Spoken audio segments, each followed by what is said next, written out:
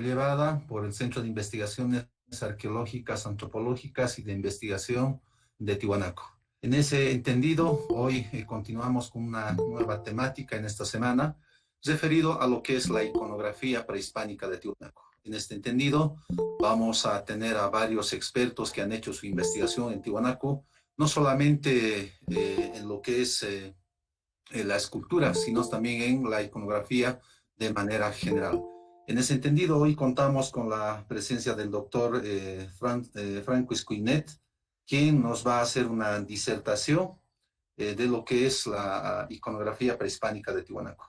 En ese entendido, permítanme presentar al doctor Francis Cuinet, quien nos va a hacer una disertación con la temática de una identidad milenaria tras la trayectoria de unos temas iconográficos. En ese entendido, quiero hacer de manera muy breve lo que es la presentación de hoja de vida del doctor Franco Escuinet. Él es doctor en arqueología de mundos prehispánicos, es profesor asistente de la Universidad Sorbona de París, director de centros de estudios sobre América prehispánica y es director de la misión arqueológica Pucara-Tiwanaku. En ese entendido, doctor Franco Escuinet, muy buenas tardes. La audiencia y las redes sociales del Centro de Investigaciones es totalmente suyo. Muy buenas tardes, doctor. Muchas gracias, Julio. Buenas tardes a ustedes o buenas noches por los que nos miran desde todo el mundo. Primero, muchas gracias de invitarme de nuevo a presentar en ese ciclo de conferencia y de tener el honor de abrir ese nuevo tema dedicado a la iconografía. Quiero agradecer al director del CIAT, don Julio Contori, a Mario Pachacuaya y a Lali Quiroga, quien han organizado todo ese ciclo. Le voy a pedir su clemencia por mi terrible acento. Lo escuché la última vez, es horrible, y por el tiempo que va a durar un poco esa ponencia. Pero primero quiero felicitar, dar todas mis felicitaciones a los organizadores de esos ciclos, de las ponencias, a los ponentes mismos, porque las charlas son realmente de muy alto nivel, muy buenas, y es realmente en ese contexto de pandemia, de distancia, los trabajos arqueológicos casi han parado, que no hay más en Bolivia y en Perú, así que nos dan la oportunidad de seguir avanzando, de seguir compartiendo el conocimiento y seguir hablando todos los puntos. Y aprovecho también de tener la palabra para desear un feliz cumpleaños a don Julio, que es su cumpleaños hoy, así que lo va a festejar más tarde. Muchísimas gracias, doctor. Hablando de iconografía, siempre tenemos que recordar que hemos perdido mucho con el tiempo y que la iconografía que tenemos que interpretarla a partir de los rasgos de las pruebas arqueológicas, si se puede, que encontramos. Y siempre se debe tener en mente, en el pensamiento, que una interpretación es libre. Cada uno puede tener su propia interpretación y al final la interpretación es casi numerosa como hay miradas. Dos autores van a ver dos iconografías, la misma iconografía pero con dos interpretaciones distintas, y el mismo autor dentro de un año o de 10 años puede ver la misma iconografía pero con otro punto de vista. Así que siempre tienen que pensar que las interpretaciones y las que voy a dar son del momento y son muy personal, por supuesto. Pero vamos a intentar compartirlas y hacer avanzar justamente la arqueología, el logos, el discurso. Voy a compartir la pantalla.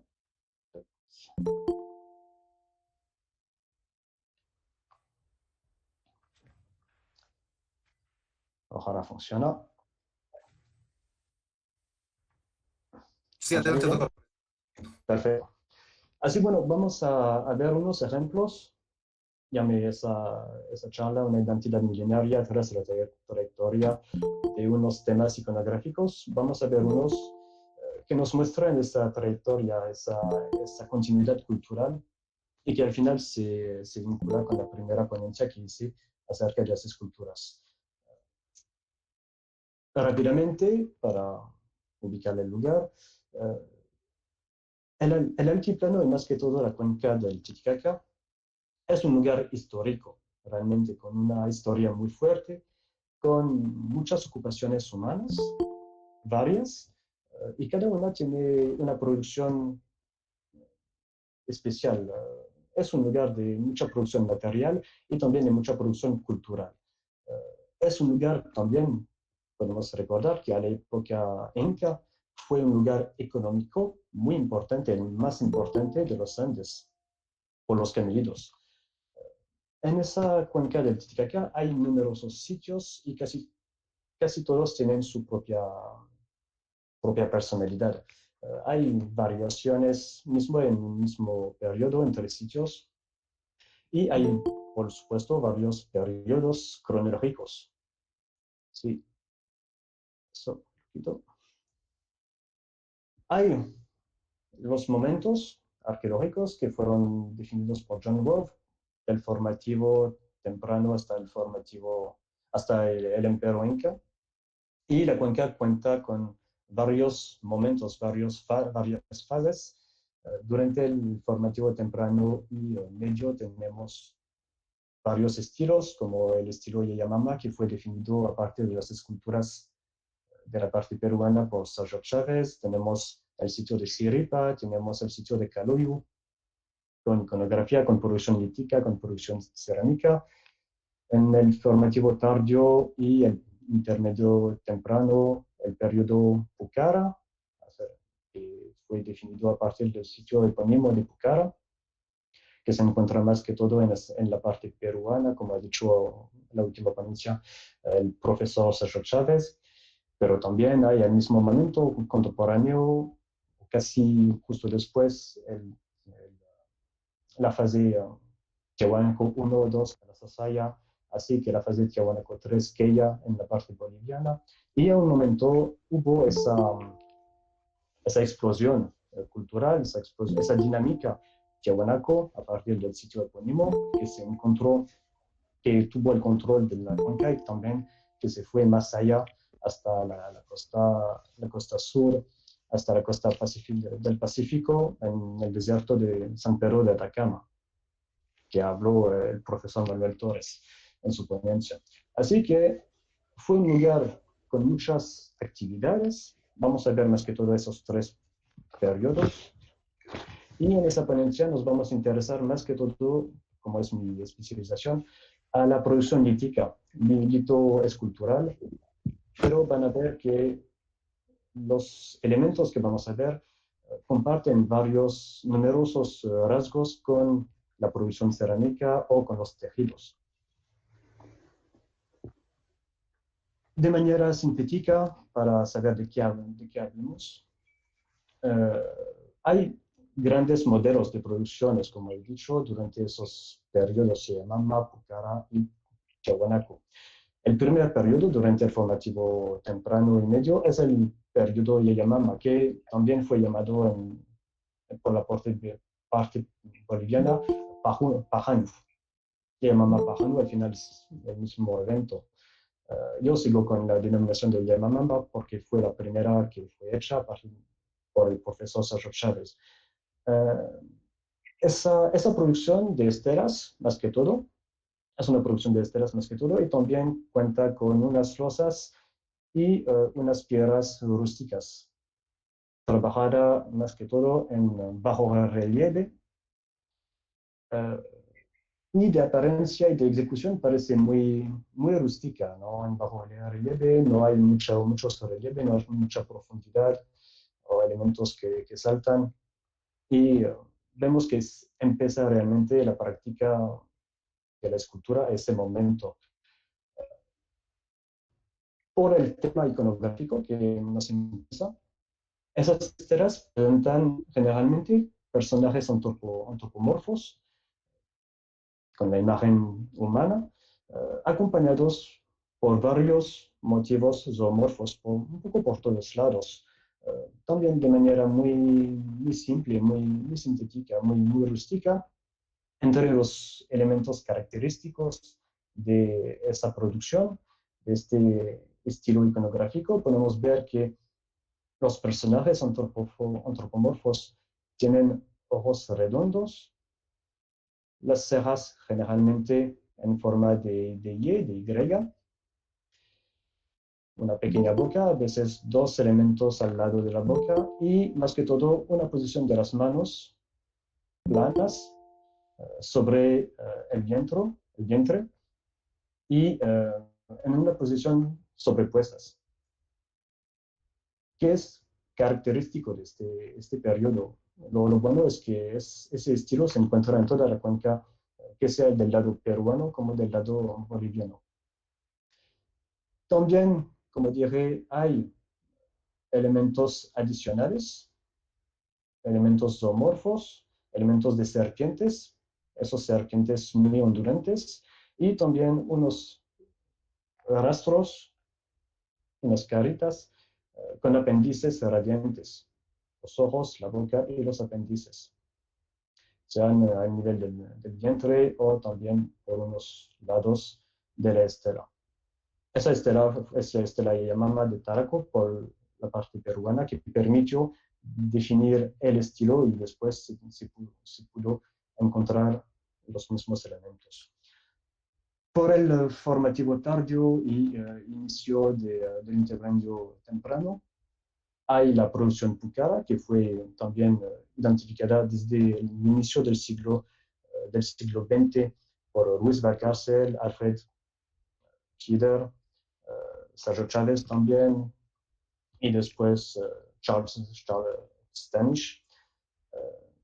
En ese momento, como han visto en la última ponencia, hay dos estilos, más que todo, hay dos tipos de producción litoescultural, las estelas de un lado y las estatuas o estatuillitas del otro lado, estatuillas. Lo interesante es que a este momento la escultura se pone en relieve, más que todo con las estatuas, por ejemplo, se ponen en ronda.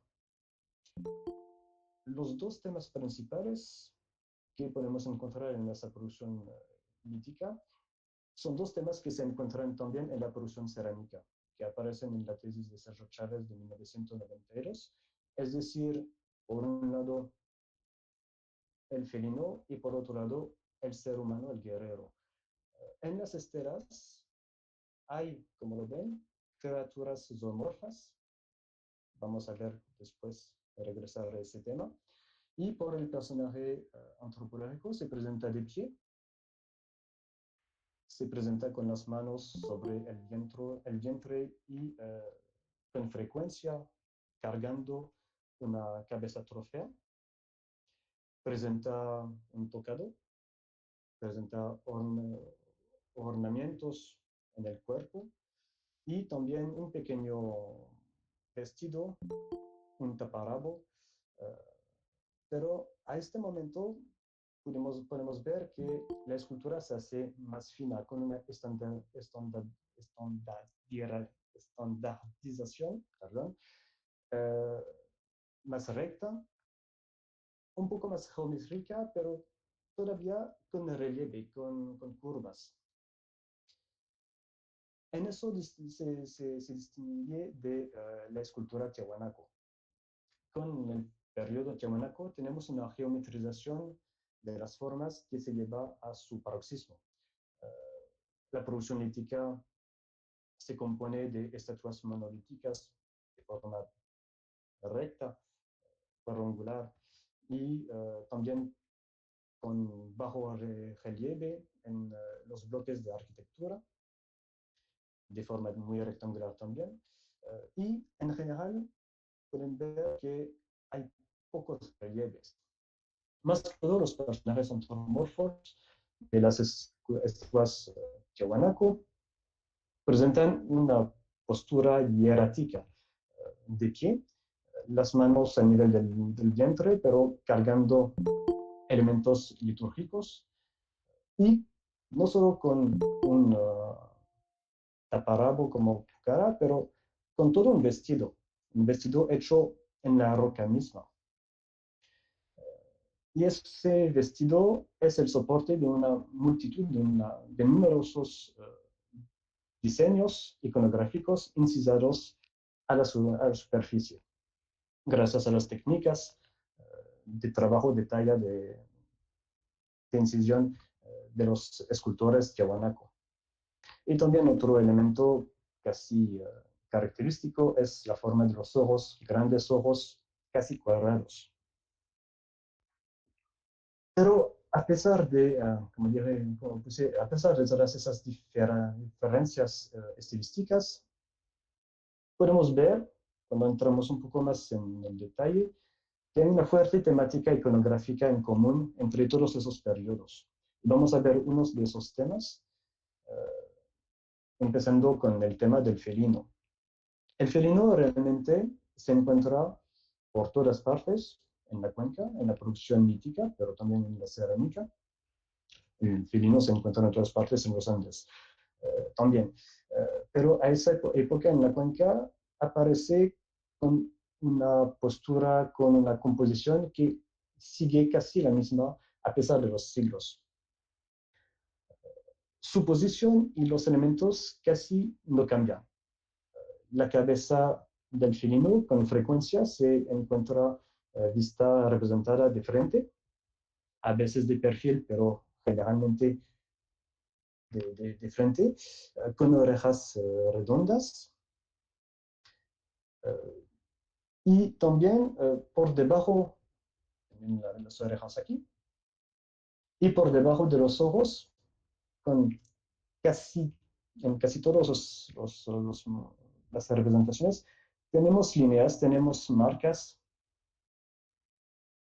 alrededor del ojo y por abajo. También se caracteriza cuando está visto de perfil por esa nariz redonda en forma de anillo, como aquí. Y siempre tiene un cuerpo visto de perfil. La cabeza generalmente es de frente y el cuerpo es de perfil. Un cuerpo que marca una dinámica, un movimiento con una pierna de atrás que marca esa dinámica. Y adentro del cuerpo generalmente tenemos motivos geométricos, sean cruces o diamantes. El profesor Sergio Chávez, que lo identifica también en las cerámicas, identifica varios tipos de felinos y también tiene una lectura de esos diseños con unos felinos masculinos y otros felinos femeninos.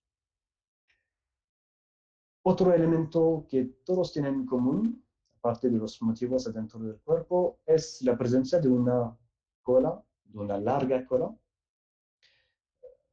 que no se va recta, sino que sube en la espalda para mostrar justamente que es una cola larga y no usa mucho espacio. Y esa cola presenta una segmentación interna y también de la extremidad. Es un factor, un elemento iconográfico regular, continuo, desde el formativo Yayamama hasta el horizonte Tiahuanaco. A veces también podemos ver que esos felinos son asociados con anillos y a veces también con cuerdas. Bueno, la significación de esos elementos pueden ser de una domesticación, pero no creo tanto, puede ser más que todo elementos simbólicos. Y a partir del periodo Pucara y también que sigue en el periodo Tiahuanaco, vamos a encontrar en los dos lados de la cabeza dos apéndices que bajan generalmente de las orejas. Aparecen en el periodo Yamama, pero en las cerámicas Pucara y también se transmite a Tiahuanaco. Así tenemos una coherencia estilística, una codificación, a pesar de los estilos, una codificación iconográfica continua entre los periodos. Esa configuración desde mi punto de vista, sería una inspiración procedente de la fauna local.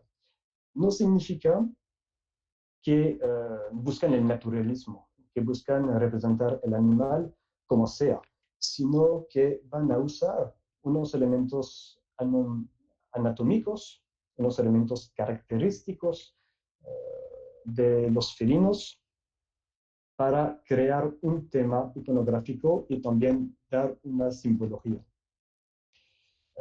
No son un naturalismo, pero usan una fauna conocida y accesible para componer una temática, la temática del felino, y para expresar su valor depredador terrestre y depredador nocturno.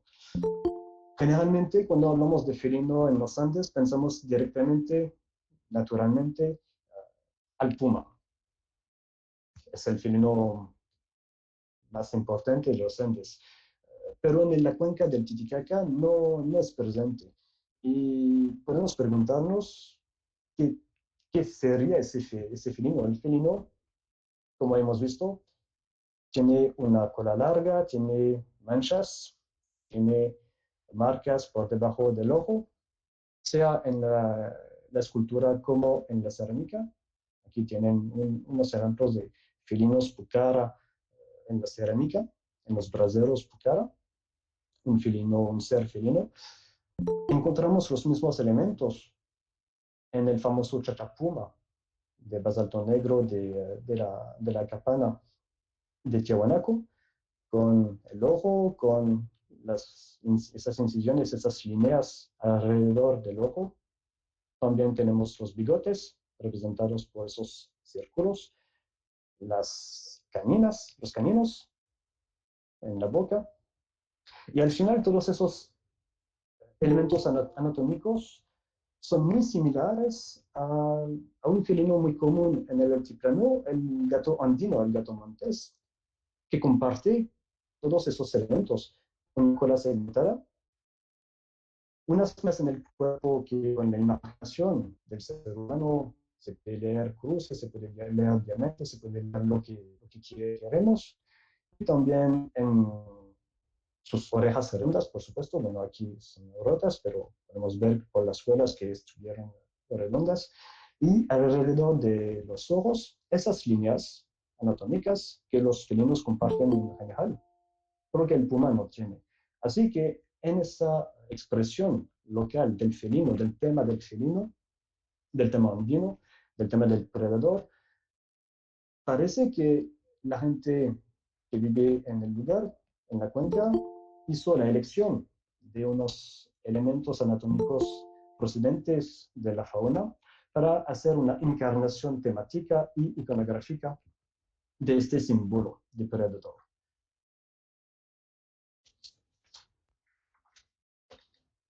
Esos elementos del predador felino lo encontramos también en otro tema, el tema del guerrero.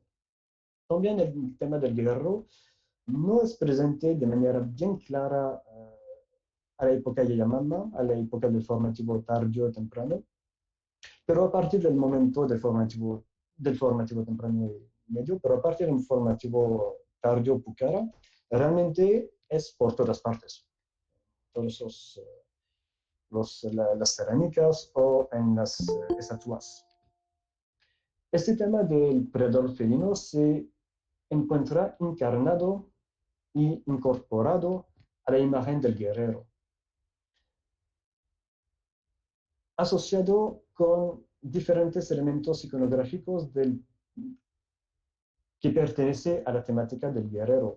Podemos ver tanto en la cerámica como en la escultura, todo eso es explicar. Podemos ver que el personaje generalmente tiene una forma de cuerpo antropomorfo, de ser humano completo, o a veces con una encarnación felina más presente. Pero mismo en esa parte, en esa encarnación antropomorfa, integra rasgos zoomorfos incorporados. Están en una posición dinámica como el felino. y se relaciona con la guerra sacrificial por la presencia de cabezas, de piernas o de brazos cortados. Y también con la guerra, con la arma, con la hacha que está presentando. Esos elementos los encontramos también en la litoescultura, la cabeza trofea, de frente, cargada, o también de perfil en la espalda del degollador de Pucara. Los devoradores, esos personajes que tienen una cabeza muy felina y que parecen que están comiendo, no sabemos que están comiendo o cargando seres humanos, y también a veces la hacha en el lado. También aparece en esta temática del guerrero ornamentos, un ornamento de cuello, aquí, como allá, acá. Un tocado bien trabajado, generalmente con una cabeza de felino, una o varias cabezas de felino al centro, y también en el tocado y en el cinturón, esas líneas en forma de zigzag, forma de líneas rotas. Los que han visto la ponencia del profesor Sergio Chávez pueden relacionarlo con la estatuilla de Berna, que tiene también esas líneas en el borde del vestido, como lo ha presentado el profesor. Y más que todo pueden ver que sea en la cerámica como en la escultura, el rasgo más importante que le da su poder predador, su temática de felino, de ser felino, de chachapuma, son los caninos que sobresalen de los labios. Claramente, grandes caninos. También aquí pueden ver los caninos representes. Todos esos rasgos se encuentran en varios ejemplos. Aquí tienen los ejemplos del degollador de Altarane, encontrado en la parte peruana, y también el famoso Zampoñaro, que se encuentra ahora en el Museo de Metales Preciosos de La Paz, que viene del sector de Pococha, cerca de Chihuahua.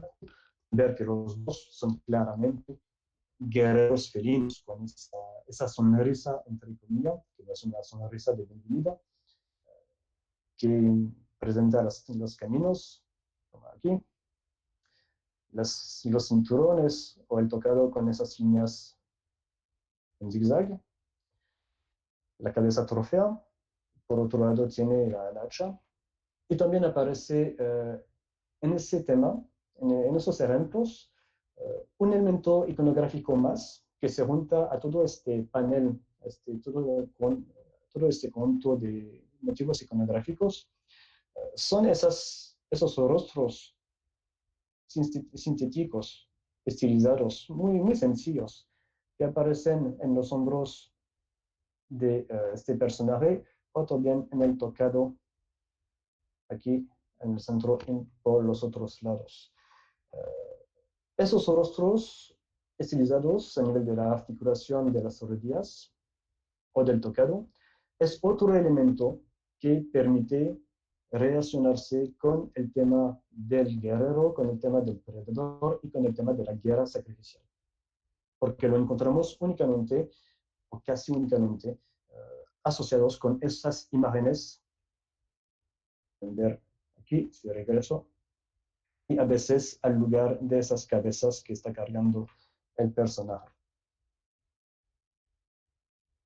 Todos esos elementos del guerrero Pucara se comunican después al periodo tiahuanaco, con unas diferencias estilísticas y con unas asociaciones distintas, pero de manera general con una gran continuidad cultural e iconográfica.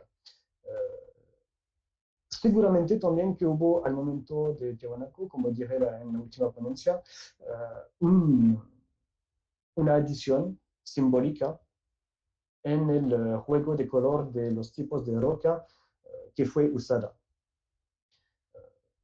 Como en este caso de esos dos personajes, que son igualitos, iguales aparte de 1 centímetro de diferencia en altura, y la única distinción que hay es el color de la roca de uno al otro. Así que tal vez tenemos en este momento Tiahuanaco un símbolo del color, que sería, eso es más difícil de decir, pero que puede entrar también en el marco de la codificación iconográfica. Así que la roca no es solamente un soporte, un material, sino también un vector de simbología. Eso se puede también que gracias a los escultores tiahuanaco, gracias a un mejor conocimiento del trabajo de la talla, lograron asociar esa imagen. Y al final todo eso nos da la famosa estatua, la famosa imagen del Chachapuma tiahuanaco, que todos conocemos. Aquí tienen el Chachapuma de basalto negro que fue encontrado por Manzanilla al pie de la pirámide Acapana, al lado de la escalera de acceso. Aquí tienen otros chachapumas de Berlín y de Yunguyo. Pero podemos preguntarnos a este nivel, ¿qué chachapuma es? Yo veo dos dominios, dos partes en esas esculturas de guerreros antropomorfos. Hay el verdadero chachapuma. Chachapuma, que quiere decir ser humano-puma. Humano-puma. Este chachapuma claramente sí tiene un cuerpo humano, con los brazos, con las piernas, con el torso, la espalda, pero la cabeza realmente es una cabeza de felino. Podemos ver, a pesar de la deterioración del hocico, de la boca, que tiene las caninas, los dientes aparentes, los bigotes representados, estilizados por círculos. No en el relieve, porque si lo ponen un hilo en el relieve se va a rotar al momento que lo van a acabar. Ese osito también muy macizo, muy fino, las orejas redondas, bueno, rotas en mi caso, y también hasta la posición del ser sentado a la manera de un gato, con una cabeza humana cortada, los ojos cerrados, sobre las rodillas. También en la espalda tiene esa gran cola, esa larga cola que sube a lo largo de la espalda, como los felinos clásicos que encontramos en la iconografía pucara, Yayamama o Tiahuanaco. También tiene ornamentos en los puños, al cuello. Y todos esos rasgos de guerrero permiten vincularlo claramente, casi directamente con los mismos personajes, la misma temática pucara. Es interesante porque lo encontramos de casi la misma manera. Bueno, eso no es un ser humano, un chachapuma, sino un felino en un brasero tiahuanaco que comparte la mayoría de esos rasgos. Por otro lado, tenemos otro tipo de escultura semejante pero diferente, no idéntico. Tenemos esa presencia de guerreros con una posición diferente, no está sentado, están de rodillas. Lo que tienen aquí son las rodillas y atrás tienen las piernas con los dedos del pie, representados así. Y aquí justo allá, tienen el hueso de la mayor. Tiene también pues los pies atrás, no tienen cola, no hay cola. Generalmente no tienen ornamentos a pesar del cinturón, tienen otros elementos alrededor de la cabeza, pero no tienen ornamentos de cuello, por ejemplo. Y más que todo, el elemento el más interesante, el más característico, es la presencia de esas grandes orejas alongadas, no son redondas, no son largas y con la punta, la extremidad en punta, que son las orejas que encontramos en la producción tiahuanaco para representar a los camelidos, a las llamas. Así, como diré en mi trabajo de tesis en 2012, tendríamos que llamar esa categoría no chachayama, chachapuma, sino chachayama. Seres llamas, seres humanos llama. Rasgos de... Es una distinción iconográfica, ¿no? De un lado un puma, de un lado un llama, pero en los dos casos son guerreros. Esos chachayamas cargan una hacha por una mano y por otro lado una cabeza humana.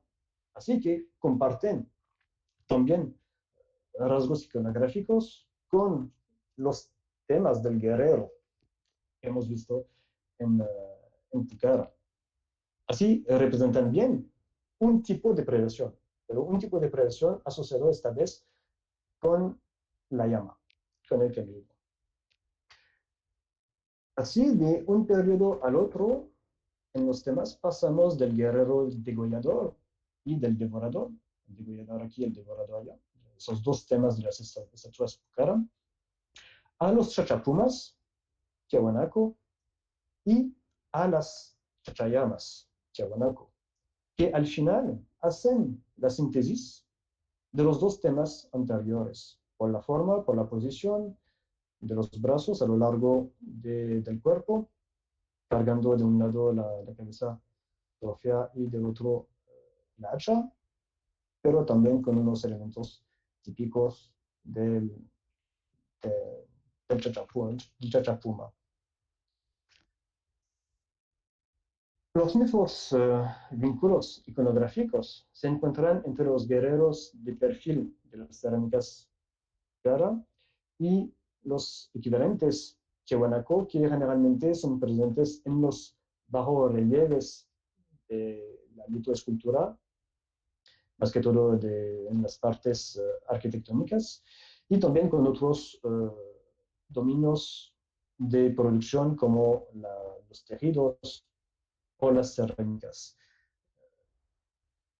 Podemos ver que pueden ser seres humanos, más o menos humanos como esos, o chachapumas, como el chachapuma Pucara, el chachapuma Tiahuanaco, que encuentran aquí, con los mismos elementos de uno al otro.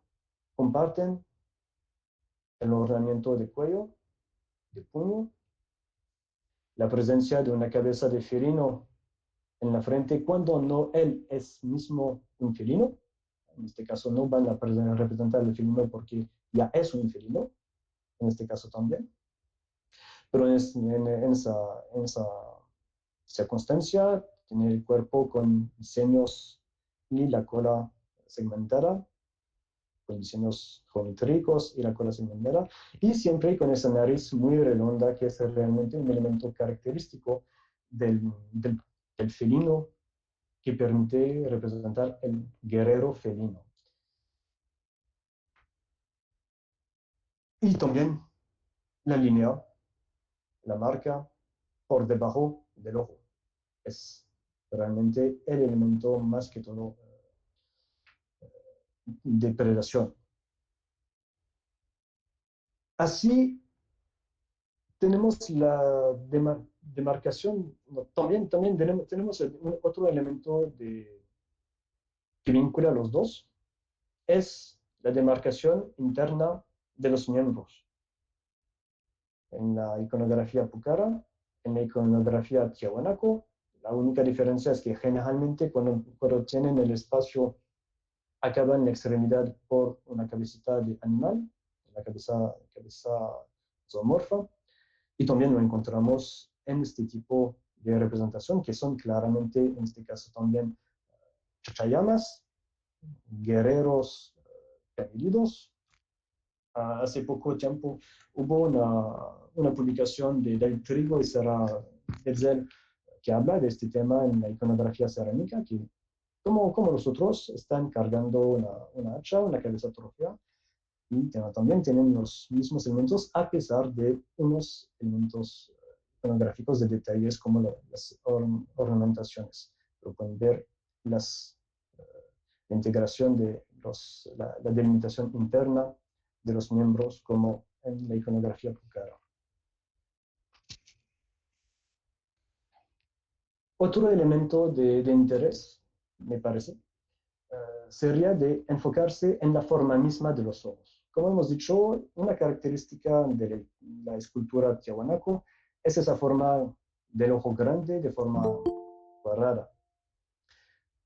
Según mi punto de vista, eso puede ser también un indicador que se relaciona con la predación.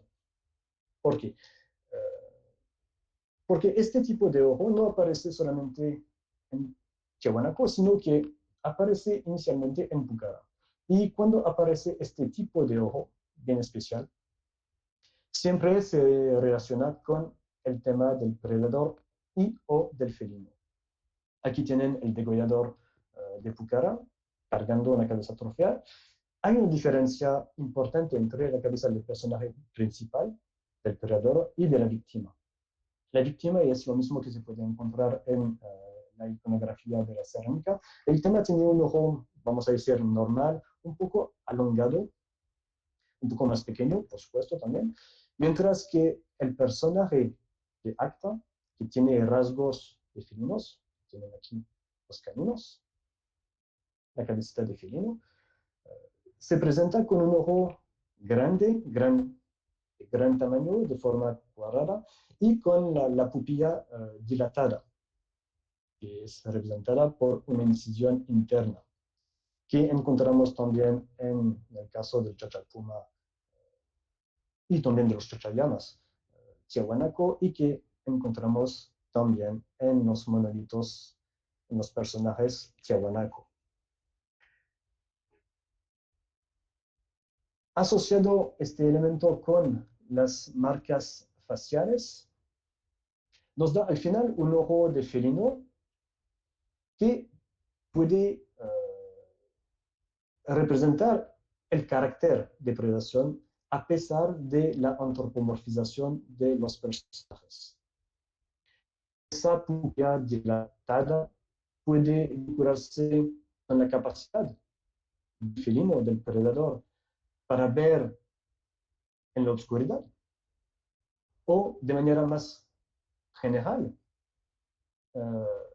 ver en otros espacios, en otras fachas, es decir, ver en otros mundos. Esos personajes no son solamente guerreros, actan en el sacrificio, actan a favor de las deidades, de las huacas, y tienen este panel, este rol, esa acción. Y la integración de este tipo de ojo le permite, según mi punto de vista, de actar en otro dominio, en otro mundo, en otro pacha. Ese ojo también puede vincularse con la absorción durante las ceremonias de sustancias psicoactivas para justamente poder entrar en esos mundos, como lo ha dicho el profesor Manuel Torres y también como lo piensas Richard Berger, hablando de las cabezas claras de Chavín de Huántar, con esos ojos grandes, con la pupila dilatada. Y en este caso, la representación y la conservación de este rasgo sería una manera de integrar a una forma muy antropomorfa unos elementos que se vinculan con la predación y con este cambio de pachas.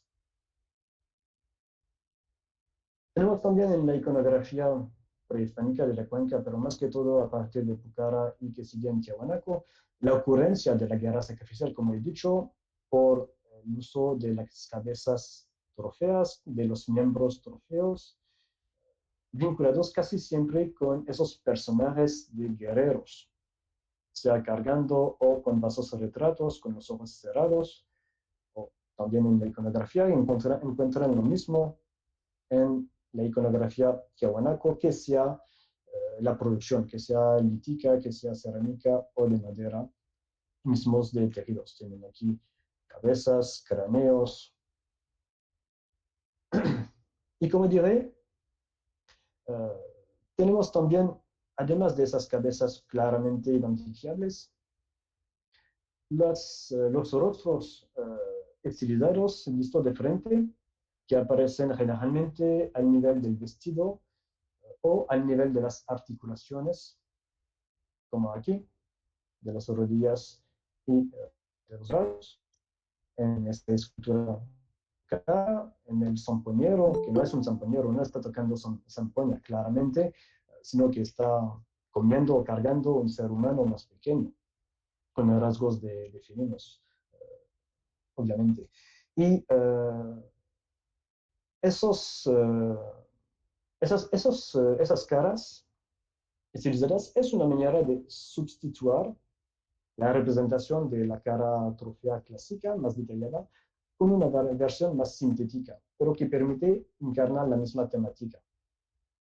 Y este motivo, este diseño se encuentra demultiplicado en el caso de los monolitos Tiahuanaco. En todas partes se encuentran. En el vestido, por todas partes, en cada articulación de los dedos, del puño, de la mayol. Y al final pueden ver que entre el motivo, el diseño Pucara y la versión Tiahuanaco, casi no hay diferencia. Hay una línea doble y una tercera línea en el caso Tiahuanaco para representar la división del rostro con la nariz, pero nada más. Es decir, que tenemos un vínculo casi directo de uno al otro y con el mismo sentido. Así, en esa manera, el monito Ponce o el monito Bennett serían llenos de cabezas trofeas, de rostros estilizados, que permiten encarnar también esa parte, ese sector sacrificial del ceremonio. Por otro, tengo que ir más rápidamente.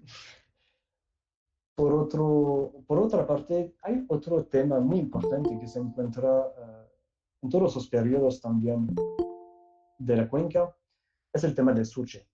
Bueno, la apelación suche, que se relaciona con un pez gato endémico de la cuenca, no es la buena apelación, porque desde mi punto de vista, de otros autores, no es un pez, no es un pez gato, pero es un serpiente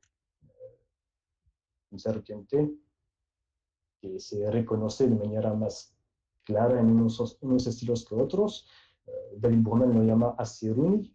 El asiruni, el suche, es el mismo tema iconográfico. Yo sigo usando la operación suche porque así fue denombrado al inicio y permite conservar una denominación académica, pero tenemos que pensar que no es un pez, para mí es un serpiente. El suche aparece desde el primer periodo del formativo temprano, le llamamos Asiruni, y desde este momento hay varias representaciones, hay variación, pero generalmente lo representaron visto desde arriba, con un cuerpo alongado, con un largo cuerpo, muy ondulado. Hay muchas ondulaciones y con frecuencia la extremidad de la cola enrollada en espiral, como en esos casos. Ese cuerpo es claramente un cuerpo de serpiente, pero la cabeza es una cabeza más especial. A veces tiene esas dos protuberancias que se vinculan con las cejas y de manera general tiene una forma de cabeza triangular con muy pocos rasgos. El suche de mamá es muy sencillo, es muy simple, sin detalles, pero tiene esa cabeza en forma de punta de flecha debido a la presencia, a la representación de orejas. Las encontramos aquí, allá, Allá es solamente la forma, pero esas protuberancias son las orejas, lo que significa que desde este momento inicial del tema del sushi no es el serpiente por el serpiente, sino no es el naturalismo, sino es una asociación de varios rasgos de serpiente con orejas. Como dijo en la última ponencia el profesor Chávez, los serpientes con orejas no existen. Si encontraron, tienen que llamar un museo natural, que sería un descubrimiento importante. Es una fusión, una asociación entre dos temas, la serpiente y las orejas redondas que se relacionan con el felino generalmente. Así que no es naturalismo, es una criatura compuesta desde ese periodo. A veces también podemos ver que hay esas dos protuberancias frente a la boca, que si tomamos en cuenta que sería un serpiente, entonces sería la lengua del serpiente. Para los que piensan que es un suche, un pez gato, serían los babillos del pez gato, del suche.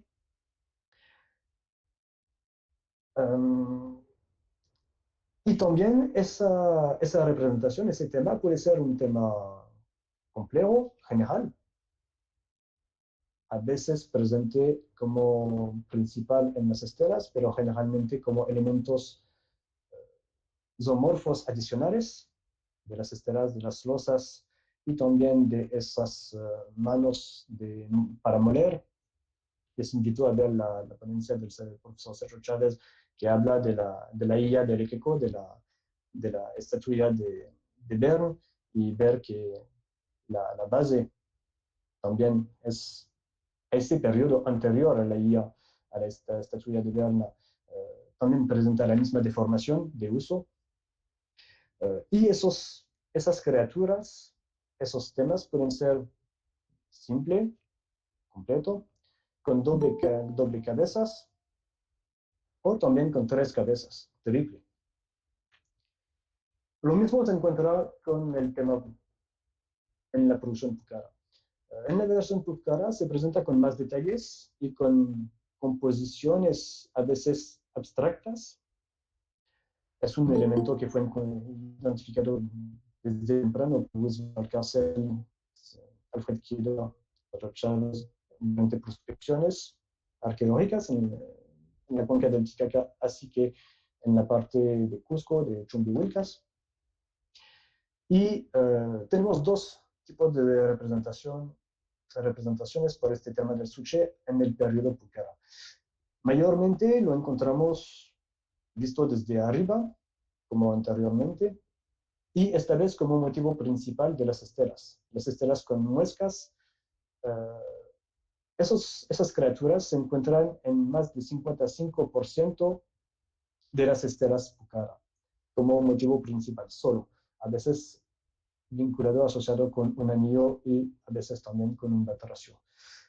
El cuerpo es ondulado menos que en el periodo anterior de mama, pero sigue la ondulación y presenta también una segmentación interna por una línea, como aquí, como acá, o dos líneas, y también una segmentación de los lados. A veces también podemos ver a lo largo de la espalda una sucesión de anillos, una puntuación internos, cuando haya el espacio suficiente para representarlo o que sea la decisión artística. Pero en este caso del tema del sushi, Pucara, claramente podemos ver que la cabeza es una cabeza de felino, con las orejas redondas, con las cejas, con los ojos, con la boca. Solamente que en este caso, por lo que sé, nunca encontramos los dientes. No son representados no son representados los caninos, no hay los dientes que aparecen en este tipo de tema suche pucara, a pesar que tiene una cabeza de felino. Pero también tiene las líneas, las marcas al lado del ojo. Um, También podemos encontrar a veces, no se nota muy bien aquí, pero un poco mejor acá, la lengua o los bigotes del serpiente. Y en esa composición también de frente la tenemos de perfil, más sintética, a veces más estilizada, pero con los mismos rasgos. A veces con la oreja, pero siempre con la nariz redonda que permite relacionarlo con el felino claramente. Y pueden ver que esta imagen puede ser también con una imagen completa, más sencilla, con doble cabeza, con zigzag y también con, a veces, pero muy raro, muy poco frecuente, con tres cabezas como a la época de Yamama. Es decir, que tenemos también un vínculo temporal iconográfico. Estos motivos del Suche y Yamama pueden ser principal de las estatuas, pero también se encuentran asociados a las estatuas Pucara como elementos de detalle, representados o en el cuerpo, o en la espalda, o bajando de la cabeza y subiendo sobre los hombros. Pueden verlo en la estatua de Berna, y también a veces al centro del tocado, al lugar de la cabeza de felino.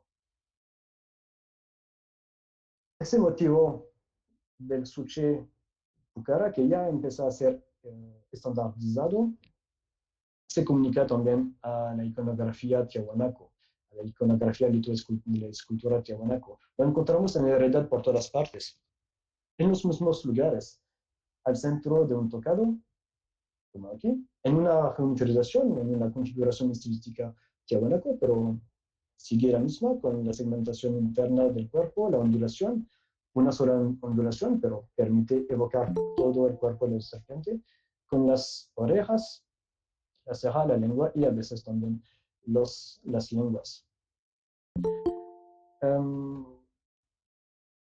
En este caso, en el caso de la producción tiahuanaco, este motivo del suche, del serpiente con cabeza de felino, nunca lo vamos a encontrar solo. Vamos a regresar al periodo, como al periodo de Yamama, es decir, que se integra como elemento, como componente de una escena iconográfica más compleja, como elemento de detalle, como elemento de lenguaje de una escritura prehispánica iconográfica. Y a pesar de la geometrización y de la estandarización, encontramos la misma codificación del tema, con una juxtaposición entre, a veces, entre la segmentación de la cola del felino y la segmentación del cuerpo del serpiente para hacer finalmente un felino con cola de suche. Y la extremidad que a la época Pucara estaba solamente delimitada, se convierte aquí en una cabecita de felino que le da finalmente una apariencia más compleja de sushi. Pero es lo mismo que encontramos en los apéndices que bajan de las orejas. Así tenemos una fusión entre dos temas, el tema del felino y el tema del sushi del serpiente felino también. Esa geometrización a veces conduce a una codificación de la forma, hasta llegar a una representación casi abstracta de la cabeza del felino. En este caso, pueden ver que el lugar ocupado generalmente por el suche puede ser convertido solamente en una forma geométrica, en un trapecio. Para mí, esa forma, esa ubicación, es para hacer la evocación de la cabeza de felino, pero sin representar todo. No necesitamos representar todo a la iconografía a partir del momento que tenemos el código. Si tenemos el código y que sabemos que la cabeza de felino se representa con esa forma y que esa forma se relaciona con esa cabeza de felino, en este caso solamente podemos usar de manera abstracta esa cabeza para hacer una evocación simbólica gracias a un código de lectura conocido y entendido por toda la sociedad tiahuanaco. Y es así que podemos encontrar, por ejemplo, en esos anticefalos, una forma geométrica al centro del tocado por este personaje del dios con báculos, o dos formas si se relaciona con un serpiente con dos cabezas de felino. Y así llegamos a una codificación que encontramos también en el marco de la producción cerámica, como para las cabezas de felinos en el relieve, en los braseros ceremoniales tiahuanaco, así que en la forma misma de la cabeza del dios con báculos de la Puerta del Sol. Para mí, esa forma de la cabeza, la forma interna y de los elementos, no es por casualidad, no es por solamente un gusto, porque les gustan las formas rectas, sino que para mí sería una evocación de este rasgo felino, que solamente en este momento se expresa por esa forma trapezoidal. Esa parte geométrica puede así ser o no el soporte de otros elementos iconográficos, de detalles que vienen a aumentar la escritura, aumentar el discurso iconográfico. O si no, pueden solamente dejarlo así. Es suficiente. Y permite encarnar y acentuar la noción felina adentro de la imagen, adentro del motivo.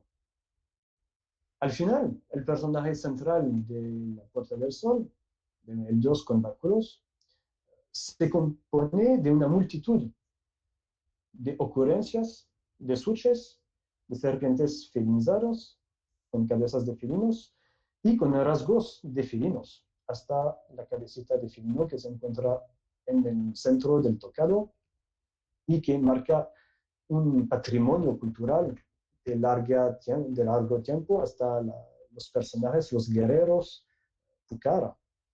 Esas cabezas siempre se encuentran para figuras de guerreros.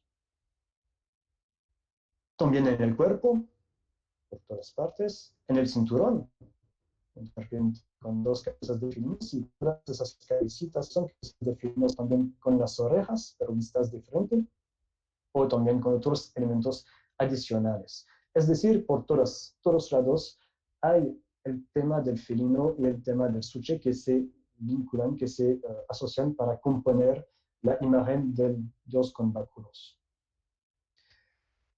Y podemos aumentar esa temática del cuerpo, del vestido, por la presencia, por el aspecto de los ojos mismos, de esos ojos cuadrados con marcas alrededor, que son los ojos del felino, que marcan la predación y esa posibilidad de actuar en otros mundos.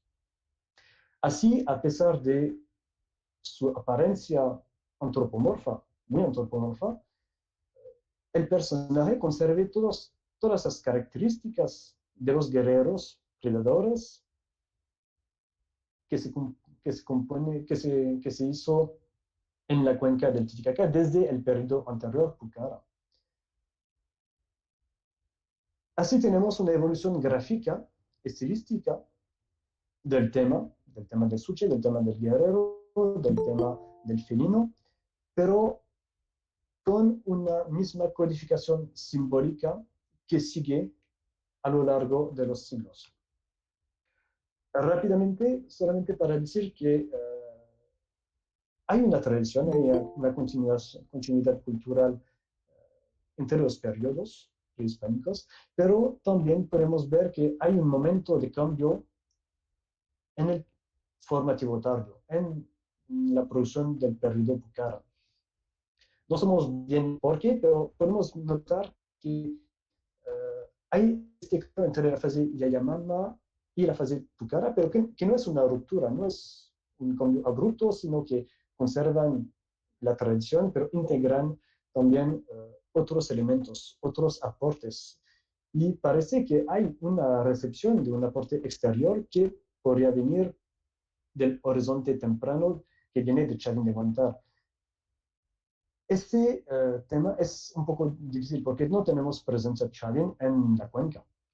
Nunca se encontró vestigos de Chavin noventar o de producción o relacionados en la cuenca, pero tenemos que notar que hay vínculos.